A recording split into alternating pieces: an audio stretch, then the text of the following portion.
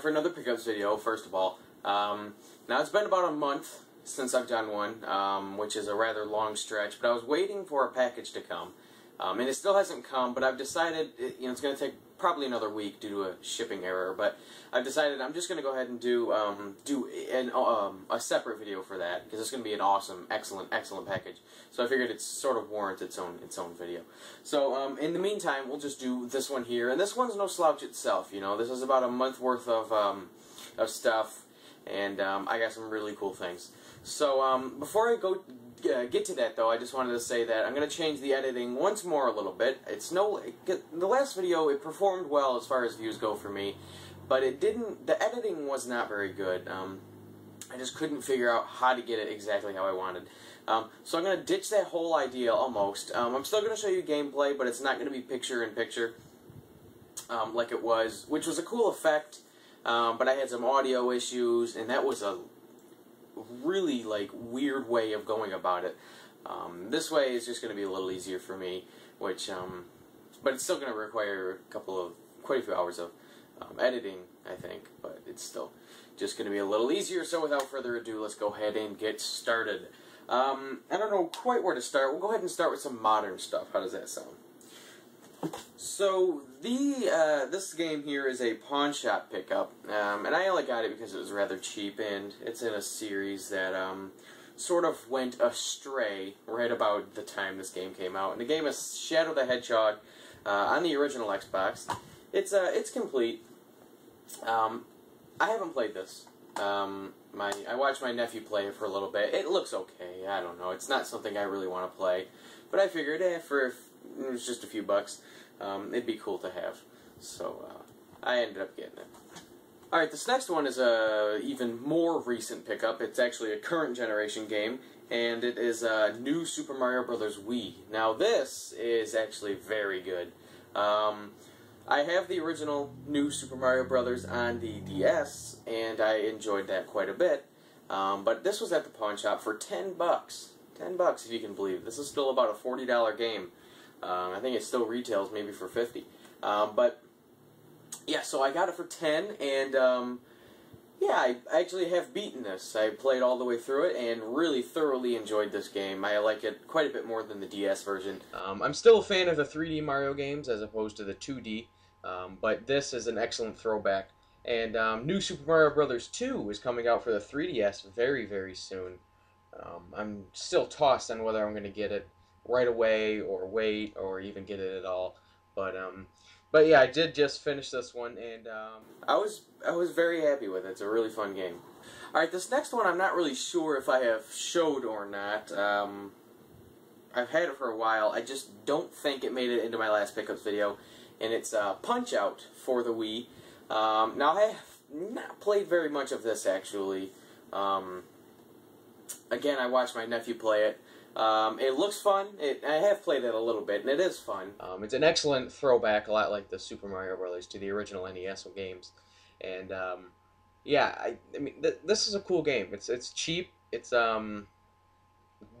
like less than $20, I think you can get it for no problem. I did this in a trade from a guy on Nintendo Age, and I thought it was a good deal.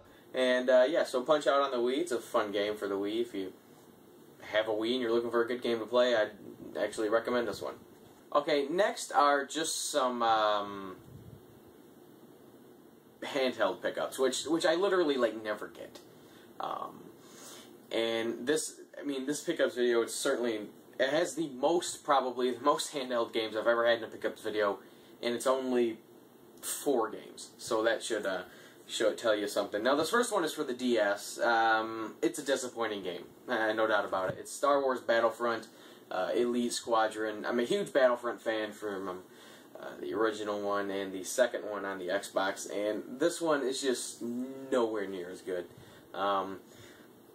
It just isn't. It just doesn't play the same. It's not that fun. It just isn't meant for the DS. I thought it might be decent. Unfortunately, I was wrong. It's really not that great. So I really can't recommend this game.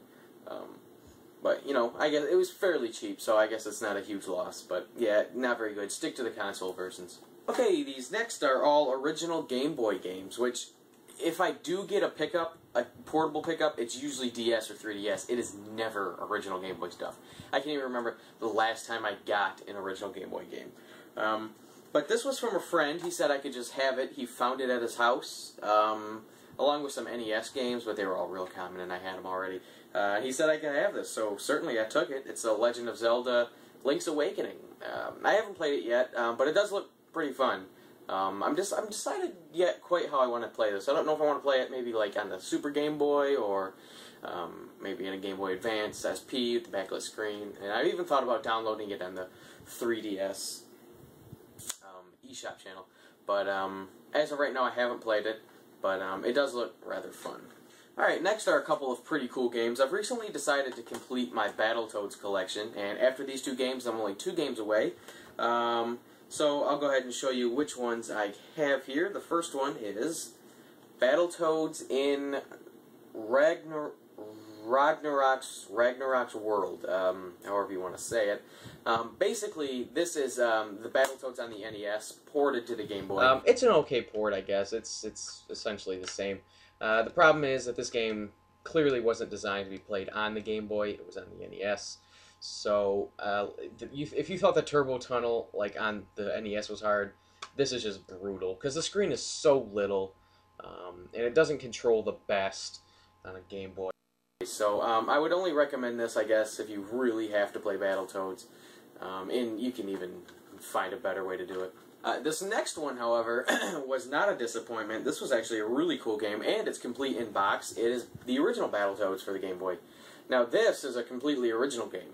You would think that this one would be the port of the NES, and that one would be an original game. But it's and this one is very good. This one is very good because it was tailor-made for the Game Boy. The way they made this game, you can tell it was with the Game Boy in mind. It plays to the Game Boy's strengths and shies away from the Game Boy's limitations. And this is a fun game. It's not terribly difficult, but it is rather challenging. It's still not completely fair all the time, I feel, but it's a good game. So and it's not very cheap or not very expensive. So this one I would actually recommend. The other one I wouldn't really recommend like as playing if you're a collector, sure, but this one I can actually recommend both ways as a collector and for playing.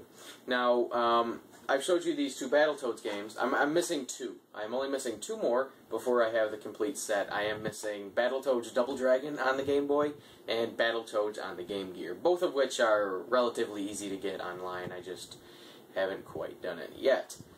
So I'm hoping to complete this collection fairly soon. Alright, next we'll do a couple of NES games that I've had for quite a while. Now this first one I've actually had before, but I ended up getting rid of it in a trade to Sick Cooper. And I have this already on a compilation game, and it's Ninja Gaiden 3. I have it on the Ninja Gaiden Trilogy cartridge. And I actually prefer to play that version over this one. And I just find that they play better, and they're a little bit more fun, a little easier with all the unlimited continues and the passwords. It's a little more appealing. This is still good, you know, still a good game and everything. It is rather tough, I will say that. It's probably... I'm forgetting how many continues you get. You might not get any. And if you do get any, it's very few. So this game is very tough. But, you know, it's the last one I needed, and I now have all 3 of them on the NES.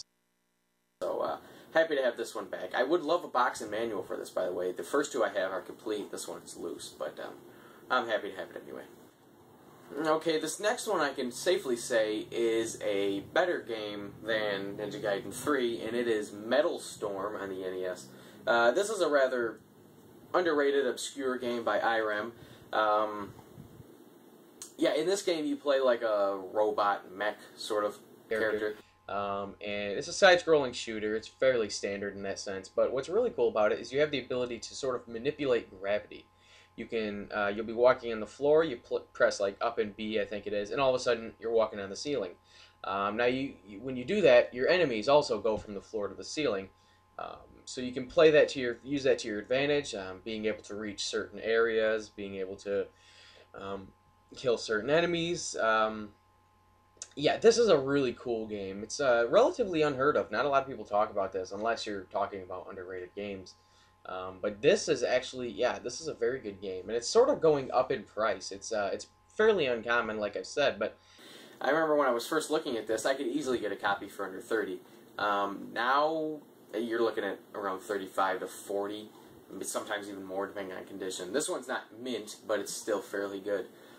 This and Ninja Gaiden 3 cost me $30 total from a Nintendo Age user, so that was a great deal by him. Really happy to have these. I've been looking for Metal Storm for a while, and I'm really happy to have it. Okay, this next one is completely random. Just completely random. It is a Genesis game, complete in box. It's from a friend of mine. He had it, and he collects a little bit, but not very much. Like obviously not like I do. And it is a complete copy of Earthworm Jim on the Genesis. You know what? First off, it's complete. You know, it's in pretty good shape actually too. And this was free. He just pretty much gave it to me. The problem with Earthworm Jim is that, like how Metal Storm is underrated, this game is overrated. This game is not that great, I gotta tell you. It's not bad or anything. It's just overrated is a perfect word to describe it. Let me just read. There's 2 quotes from critics on the back of this game, and it says, "The best game ever to hit a screen. This isn't game of the year. This is game of the decade." Okay, and the other one says, "It's going to take a miracle for another game in the 16-bit category to even complete with Earthworm Jim for Game of the Year." Now, this game came out in 1994. I don't have the list right now in my head. I have it somewhere, but I don't have it memorized. I'm going to list games that were released in 1994 that are easily better than Earthworm Jim.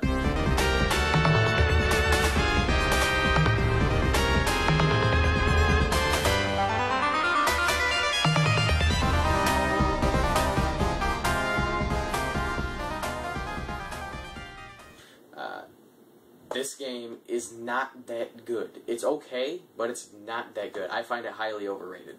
But that's just me. You know, take that as my opinion. Yours may differ. Next is a rather unique little haul of Saturn games, which I'm always excited to get. It was a guy from Craigslist messaged me. He had some Saturn games and the Saturn. He only wanted $50. I asked him if he'd take 40. He accepted.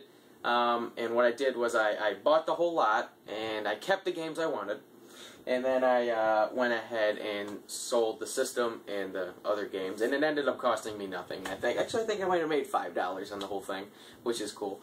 But yeah, I was only because when you don't have very much money, that's the best way to go about things is to buy them in lots, take what you want, and sell the rest for hopefully what you paid for the entire lot. It's hard to do sometimes because people know the value of their stuff. But anyway, these are the games I kept. First off, I might as well show this. It came with a Sega Saturn Netlink and the corresponding disc, which I thought was very cool. Basically useless. Completely useless now. But I thought it was unique. Okay, now onto the games, the most important part. Nothing outstanding, but 2 notable titles. The first one, the more common ones, is Virtua Racing, which I was not even aware was on the Saturn, actually. That means this is on the Genesis, 32X, and the Saturn, so whatever. It's an alright game, nothing spectacular, but it is pretty fun. Next is a game that I've had the case and manual for forever, and I obtained a disc, and it is Daytona USA, the Special Championship Circuit Edition. Yeah, it's Championship Circuit Edition. Again, you know, another racer, a pretty good game, but nothing spectacular, but pretty fun. Alright, these next 2 are the games from the lot that I really wanted. This is the whole reason I bought the lot. And now, I didn't get this game because I'm a big fan of the series, as you know from just a few minutes ago. I just got it because it is rather uncommon on the Saturn, and I thought it was a good opportunity to get it. It's Earthworm Jim 2.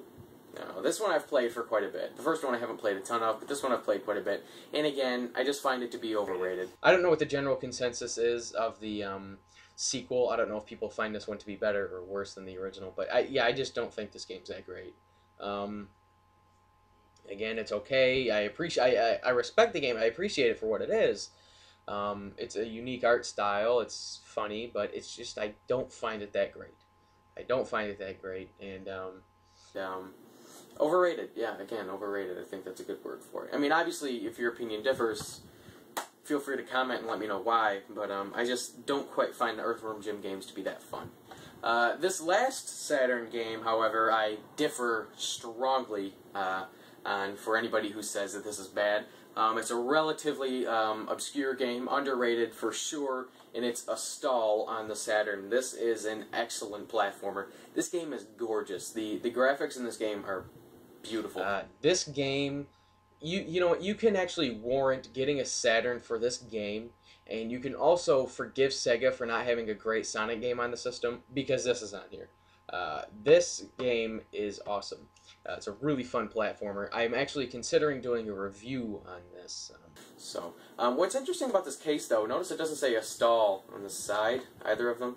And it's not just mine. I've seen this in this game before, which is really weird. I'm not sure quite why it's like that, but anyway, a stall on the Saturn, an excellent game, highly recommended. Okay, only 3 more things, and we can wrap this up. This next one is actually rather old. I've just forgotten to show it a few times. It was at Goodwill, and it's Roller Coaster Tycoon for the PC, the big box edition. Now, this also comes with, I forget the expansion pack that it comes with. I think it's Corkscrew Follies. But Roller Coaster Tycoon is an amazing game for the PC. I grew up playing this game, and it is insanely fun. You build your own roller coasters, you build your own amusement parks. It is awesome. Love this game. Can't recommend it enough. It also has a sequel, Roller Coaster Tycoon 2, which I also have, and is amazing. It also has another sequel, the third one in the series. I haven't played that one. It does look a little bit different than this, which is, I don't know. But yeah, I cannot recommend these games enough. They are awesome. This was $2, by the way. Alright, and next is a guide that I got off of eBay, which I hardly ever get, but I thought it was a very useful guide, because the game is not necessarily the most self-explanatory. And it's Mario Paint. It's in okay shape. I got it for like $4, I think. So it's pretty good.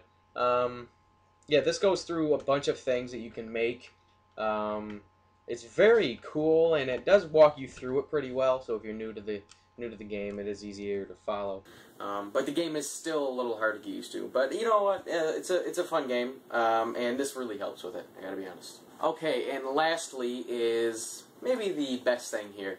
Now, if you know, which many of you very well may not, I have a NES action set in the box, and I recently worked out a deal with a friend of mine, and I'll explain that later. It's actually the package I'm working on. I traded my box to him for some other stuff. But in the meantime, a friend of mine, the same friend that gave me Earthworm Jim, by the way, gave me this for just a few... he gave it to me, and then I sort of, I bought him dinner a few times and whatever. So, but it is another complete in-box action set. This one's in about the same shape as the one I had, I suppose. The only thing that's different about this one than the other one is the contents. This thing is very, very nice inside. The NES is in great shape. It's got all the plastic baggies, stuff like that. Yeah, this is very cool. The box is in similar condition. It's not perfect, but it's okay. And the only difference other than that is this is the orange gun version. Mine was the gray version. So this is very cool. I am working on getting another boxed NES, a different variant, so we'll see about that in the future, perhaps. But that's everything, and we're probably going on about 20 minutes, if not more, right now. So anyways, guys, thanks for watching, and stay tuned for some more videos coming out. I got a really, really great package coming next week, so please be on the lookout for that video. So until next time, guys, take care.